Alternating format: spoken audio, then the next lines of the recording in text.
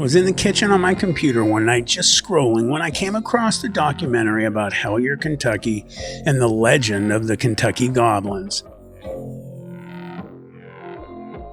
My name is David. I received your contact information through a mutual acquaintance who assures me that you are well equipped to investigate peculiar problems. I was immediately intrigued by his story and honestly a little unsettled. That's when I knew it was time for an on-location investigation, and that's when I started planning. I called a few of my favorite people, and when that happened, we went to Hellier. None of us were really prepared for what we were about to find.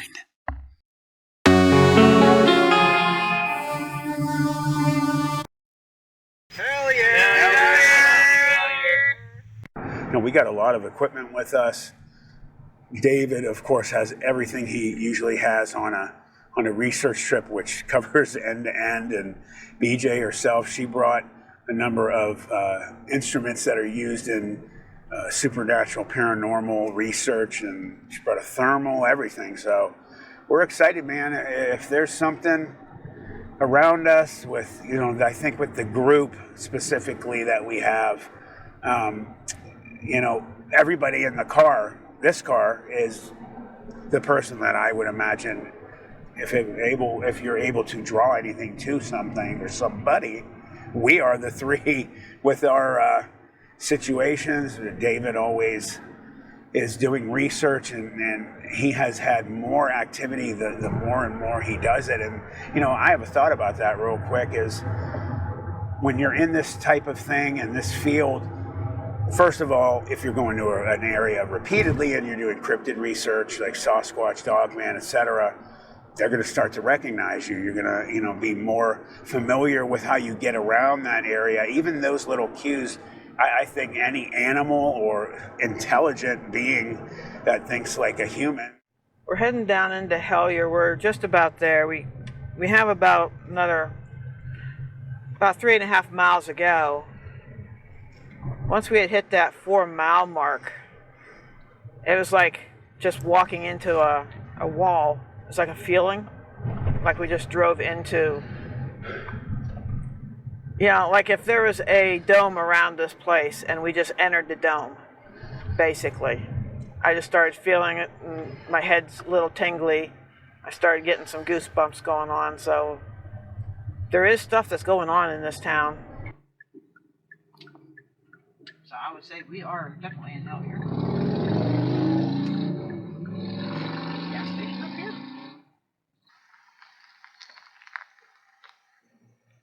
Don't talk to her name's Tammy. We'll have to get a picture of this too. Oh yeah. This is from Find what you needed, Matt? You know me, I gotta get some sweets, so I'm looking to see any more sugar or something. Hey, it looks like there's some concrete blocks. I know about boys. Oh, it's on. You want that turned up there? But yeah, look up at the sky. Oh, yeah. That's what I can say. Oh, sorry. Yeah, we're definitely set up for doing one of those. Yeah. I saw a couple weird things right around. No. We are at the Hellier gas station. If you guys have watched the first episode of the series Hellier, you know that they came here. They had nothing in their minds to tell them which way to go, what to look at. So what do? They come to this spot. They start talking to locals, kind of like what we were just doing. And they started getting tons and tons of people calling other ones, bringing people here. And within, I think, a 6 to 8 hour window, they had more things to go off of than they'd ever thought they'd get. Looking at it, looking at what's behind it and where we are, knowing where we are, we had just come from up in the mountains. There's really something going on here. You feel a little different here, almost like you step back in time. Look at this place. Definitely something that I'm not used to and some of the other people here aren't. My mother sees lights moving all the time. I've never seen that, but this summer we were in the pool. We live right there, and it was about midnight, a little after, I guess, and I was just looking up, and out of the corner of my eye, I seen it looked like It was opaque. It looked like fog. It was in the shape of a crescent. It said it just come straight in. It turned and shot straight over the mountain, quick as a flash. Super weird. And when I was a kid, this is where I grew up, right here. Me, my cousin, 2 of our friends were at the tree line. 4 big lights came down, lit the whole mountain up. We ran, they took back off. That's just a couple things. That's the 2 things that come to mind to me that I've seen.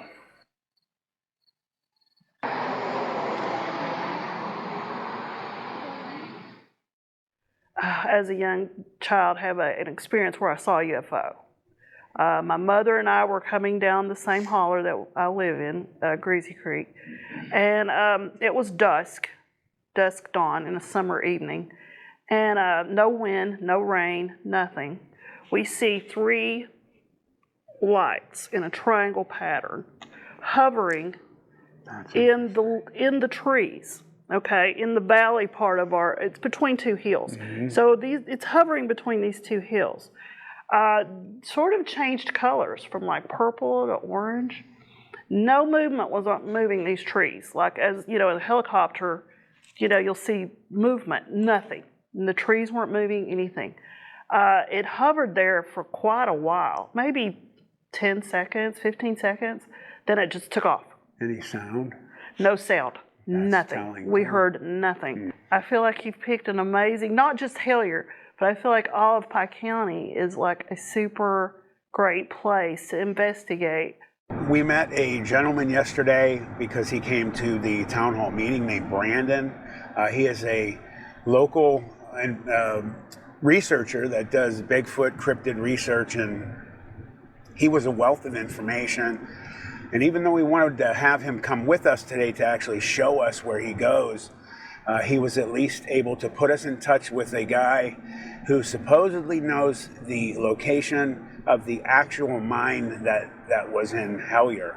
My focus has always been cryptids. So I'm always after, really into Sasquatch, way out in the middle of the woods. I'll set camera traps, audio traps. I've gotten between Floyd County, here, Letcher County, on into Whitesburg, down into Harlan, which is where Expedition Bigfoot filmed at. I've retraced a lot of steps and found a lot of places of my own. I'll send you some pins that I've dropped on Google Maps and stuff I've got. Yeah.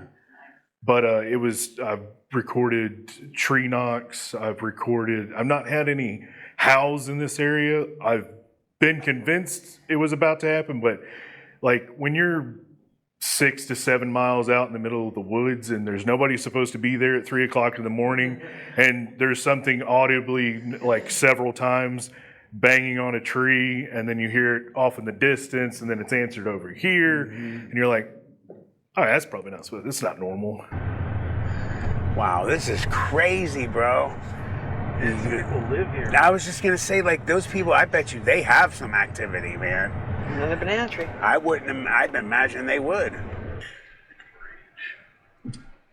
Yeah, he's gonna turn up that way. I knew he was. That's a tight turn.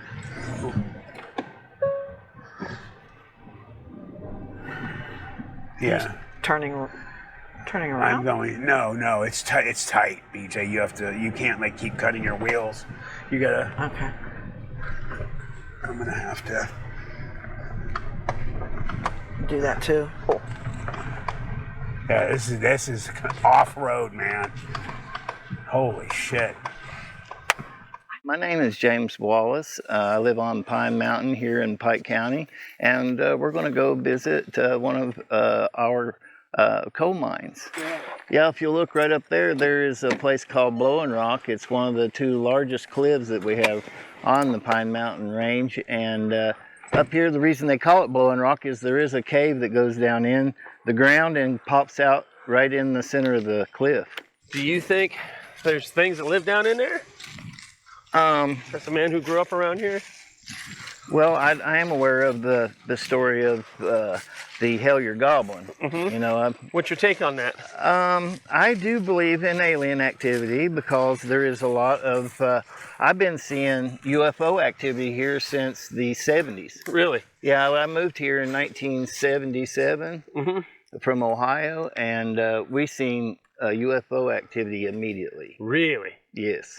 Now, how recent have you seen activity? Last night. Holy smokes, you saw activity Every night. Almost every night. Any night you want to set up and look at the sky, you'll see UFO activity. We might do that tonight then. Sure. Wow, that is pretty exciting. That's for real. So we see orbs all the time, you know, or on and off. What about cryptid activity? Like Bigfoot kind of guys. Yes, Bigfoot activity for sure. Like, do they come up to the house? They follow us back out of the hills, and while we're up there, you'll hear the knocks. You know, they will be around you. So, you know, you hear the knocks. And another thing, you will hear like mimicking a baby cry. That is baby Big Feet. Oh, is that's what that is? Yes. They mimic. I thought, you know, we were up going over top of Blowing Rock to a place called Rock House, the head of Seven Springs. And it's a huge rock house. I mean, this place is massive. It's an Indian dwelling. And while we were there, we were hearing knocks all around us.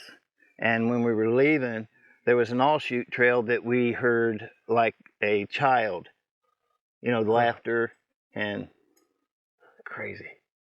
We are at this moment in the middle of Sandfield Branch on Elkhorn Creek. And we're going to look in here in this mine and see if what is here is what's been visiting. So James, what kind of stuff, what kind of creatures use this as a shelter? Well, we know that deer do, especially during really extreme storms. You know, we have I mean, look where you're at. You're already halfway up into the sky here. So when we have storms rolling here, they actually come in. You're actually in the storm. Right. Okay? So you're liable to see deer, bear, or cougar, cats of all sorts. Love these places, bobcat, you name it. There is something using the catacombs back in there. And this does go back into a mine shaft. There is a worked mine back on the other side, and we will be going to go see that here in a little bit. Living here in the mountains, there's another thing that we hear too, is voices. We hear conversations sometimes that seem to come from out of the air. So I don't know what that's all about. That's a really strange thing. It sounds like a man and a woman having a conversation. We hear that occasionally. Is it the same voices just from time to time? Yes, it's the same voices just from time to time. That is really strange. The orbs are really strange. I know that some are different than others because I had an orb visit me inside my house, inside my cabin, and I believed it to be a human soul because it was beautiful. It was the most soft white and blue color that you could ever imagine. How often does this happen, James? That only happened once. But how often do you see orbs as a general? Here you could see one anytime, you know, during the night, you know, when it's blacked out, you can see them anytime. Our biggest thing here is the UFO and thing, because this has always been a hot spot here all the way back, like I said, since the 70s. And probably, I'm sure before that, but it's like there's hot times. It's like they'll go away for years, but they come back. And right now, it seems to be a very height of UFO activity because we see high flyers every night here. As a matter of fact, 2 nights ago, I seen 5 high flyers at the same time. And when I'm talking about high flyers is things in the atmosphere. Okay, not within our atmosphere, on the outer atmosphere without running lights. Okay, anything within the Earth's atmosphere is required to run running lights. Okay, these do not have running lights. Okay, so Are they UFOs? Yes, they're unidentified as far as I'm concerned. As I was drained, so I stayed in the car parked at the bottom of the chain link fence on the hill. Everyone else followed James through the trees down to another mine. Apparently, it was pretty tough to get there. I was good. We're here at Ash Camp Cave, and we're also at Ash Camp Rock Quarry. This is a 1930s, 1940s rock quarry. Probably was instrumental in putting down the first layers of rock on our roads around this whole region. Ash Camp Cave, you can't see it quite yet because it goes down. It's hidden by the berm right there, but Ash Camp Cave is right here. We're going to take a little left-hand detour here and then cut back on it and see if we can't get into it. You ready? Yeah. All right, let's go.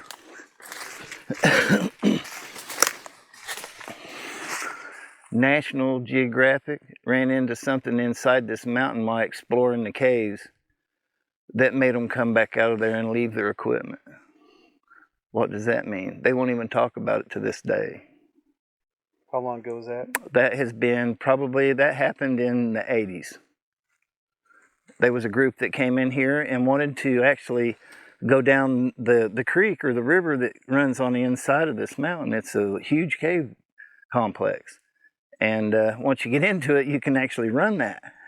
And they took a raft with them and was actually running it and went into this section where they had to go under a rock and come up on the other side and was hearing footsteps before they got in there. So something was there. One of the guys went and explored it. He came back and said, "We got to get out of here," and wouldn't even talk about it. And that happened right here in this mountain. Yeah.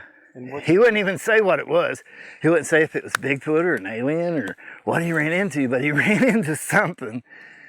And it was bipedal because it was on 2 feet. They could hear bipedal splashes in the room, in the next room. When it was explored, the one explorer that seen what it was will not talk about it at all to this day.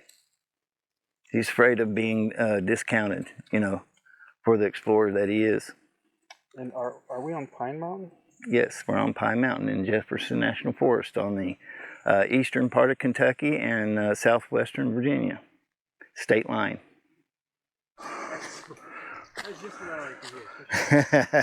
It does not get easier. How's that?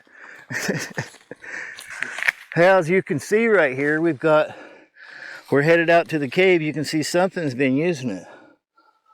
There is signs of activity. So we'll ease on out here and see what else we see. Yeah, you can see where something has been going across the rock. There's no moss on it. It's war slapped clean. And you can see over there, the dirt is disturbed. There is a trail going to it. So something is using it. To be honest with you, James, All right, ladies and gentlemen, we made it. After, quite a perilous journey, we made it to Ash Camp Cave, and here we are. So what's the lowdown on this cave? Well, this is your typical Indian dwelling.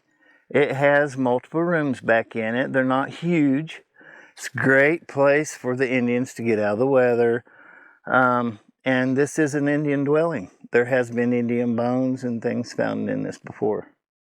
There is a passage that goes through the bottom, and there is a passage that goes what we call the high road through the top. A nice little shelf to sit on out of the wetness down here. Yeah, this is not bad at all. This is a very good example of a limestone cave. Cave complete with cave crickets and who knows what else.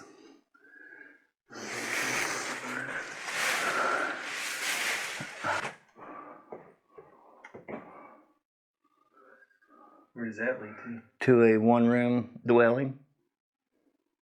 There, you go back in there and you'll come out to a room that is basically flying saucer shaped. And it's the main room. Sideways.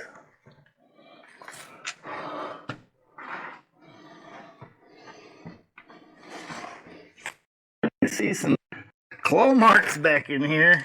Oh yeah? Yeah.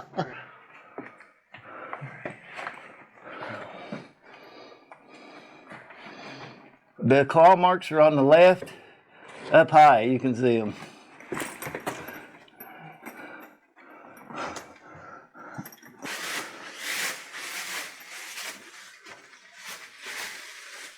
Jim Hatcher was his name, and very ambitious.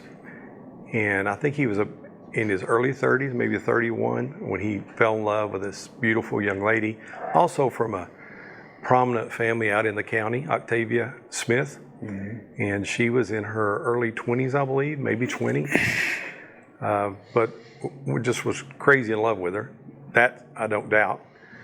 They got married, and soon after they got married, she became pregnant. They were all excited. Both families were. It's going to be the first grandchild for both sides, I believe. And unfortunately, right after she gave birth, the baby dies, and she never recovers from the birth.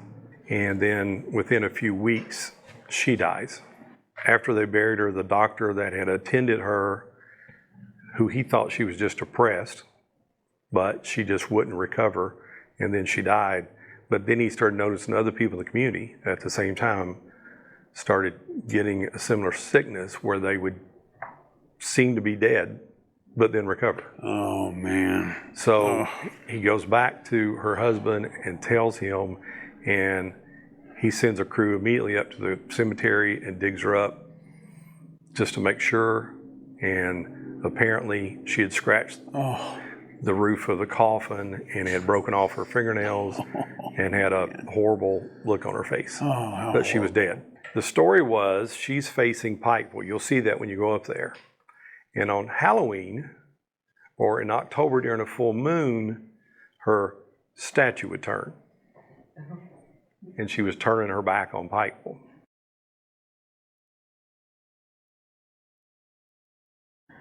Well, when we first enter the area for the graves, we'll announce, that we're here, we're coming in peace and love. We do not mean any disrespect, and let them know that, we're not here to cause any issues.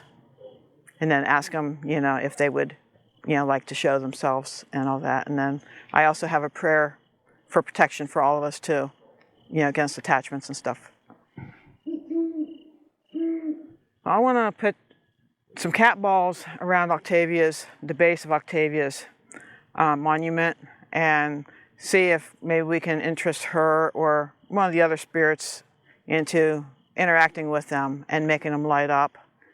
And then I have the EMF meter, to see if we can pick up any, magnetic, things going on. And I have the thermal imaging camera to see if we can find any, cold spots or high heat areas.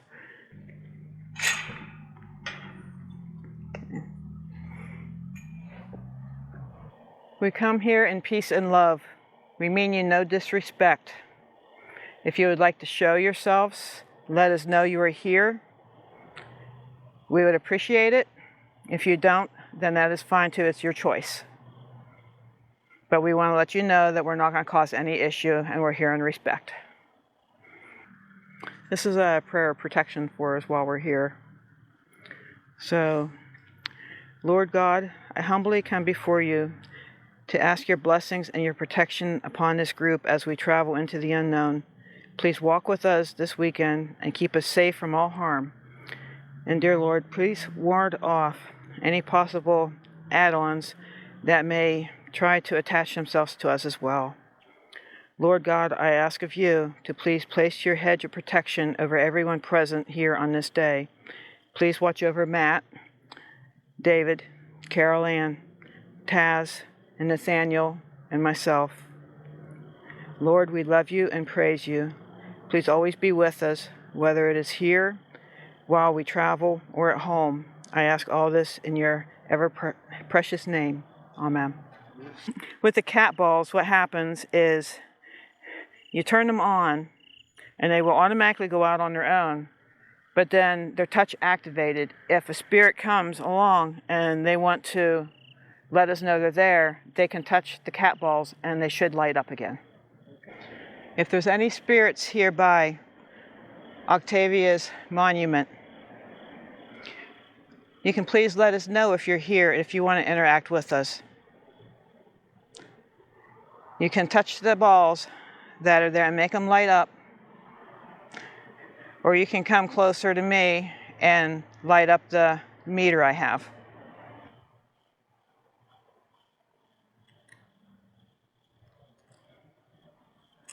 You can come closer. Can you do that again? There you go. Come a little closer and light up that second one too.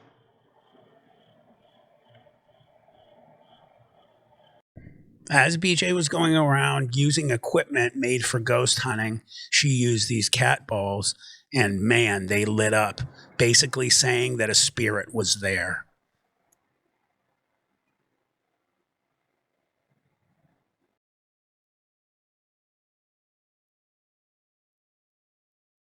Yeah, it's a mid-level magnetic field. That third one that was lit. Okay. You still see it, BJ? Yeah. Okay. So they're here. Yep. Okay. All right. And that's where somebody was standing that we know. Yes. Uh-huh. And I told you, you weren't alone. See, it don't take much for these to go off. All we gotta do is get close to them. Yeah. I do feel it's a female. Okay. Is it Octavia for sure? I don't know. I kind of feel it might be, being it's at her marker. Sure. But then she's surrounded we by don't a know lot for of things sure. too. Yeah. We ended up getting information about a woman named Susie Johnson that brought us to an awesome location that would be just an incredible night for us. Over here where we can see the car. See what color it was. I know. She was scoping us out, man. And man, what a night we had. It was just absolutely lights out. Having screams, seeing UFOs, unidentified objects in the sky, obviously. And man, what a night we had. It was just absolutely lights out. Well, while I was looking up in the sky, it was just off this way, on this side of the moon, quite a ways. I was looking up there and I seen something up there, just kind of like suddenly appeared. So I hurried up and took a picture of it. And I seen some other stuff, so I was taking other pictures. And then when I went to look at the picture, it's like, whoa, it's like a triangle shaped ship type deal. It was just pretty unusual. What I saw was there was some action going on in the sky. Everybody, you guys were saying that you had noticed some movement. BJ had caught a couple of good pictures on her camera, one of a white triangle. We all kind of were turned towards the moon sky behind me, and I was looking where everyone said they started to see movement, but when I looked, it was just like, it was just like a LED light. It just went woof and then off just for a second. But it was a good second. It just went like somebody flicked on a light and flicked it off. So I was sitting there and I noticed one of the white, at first I thought it was a star, and then I watched it and it was flickering and it was kind of moving around. Actually, I saw it kind of moving erratically, kind of zigzagging, and then I put my camera up and I think I got it on video of it moving around. My camera is completely still, and that thing is moving around like crazy. I'm just making sure because I'm like, am I just like, no, so like, if you stared at the star long enough, you would think it's kind of shifting. No, this thing's moving. Oh my gosh. I could see. Dude, I got this all on video. This thing is moving all over the place, and I'm completely stationary. It's moved up. It's moving up to the right. So I was sitting here looking up, and I hear a wood knock coming from this direction, and then probably about 20 minutes later, that's when Matt and BJ smelled the musky smell that they said kind of blew in and dissipated. I didn't really smell it, but they both did.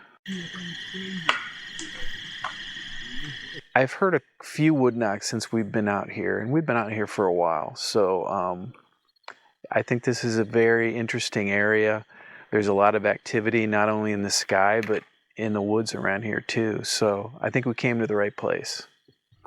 I know I heard some things in the woods. I'm not sure if it was just branches falling.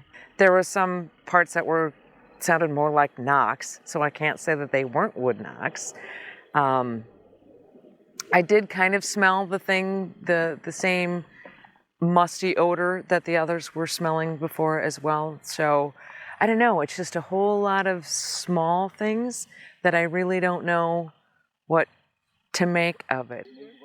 The night that we were on top of the mountain, me and Taz saw something so incredible it was hard to basically describe. We didn't get in a video of it, but what I will tell you is both me and Taz were blown away because what we saw after I saw the quote-unquote LED light blow up in the sky, we saw what can only be explained as a UFO go through a series of events that look like something off of a video game in the sky. This ship, or whatever, moved so fast it left a trail. It went from above to down to the right, back up, and back to the spot it was so fast that it looked like there were lines in the sky. Him and I both basically lost our you-know-what. Man, what an incredible thing.